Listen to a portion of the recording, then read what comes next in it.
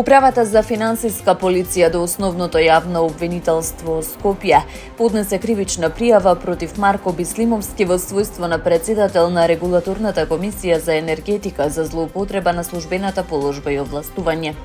Според пријавата, Бислимовски не му ја одзел навреме лиценцата на Тритерол Петрол Доел Скопје на Љупчо Пецов, викан Дјаволот, обвинет во случајот Синџир за фиктивно затајување данок.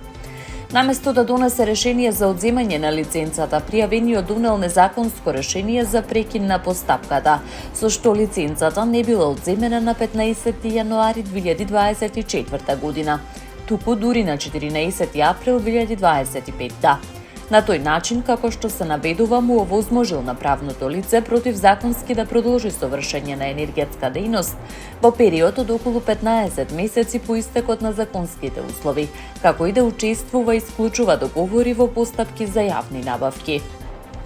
Со ваквото постапување, според финансиската полиција, Бислимовски ги повредил прописите кои бил должен да ги спроведува и овозможил компанијата Тритерол Петрол да оствари вкупен промет во износ од 194.520.962 денари, како и да се стекне со противправна имотна корист во висина од 14.093.576 денари, објави финансиска полиција.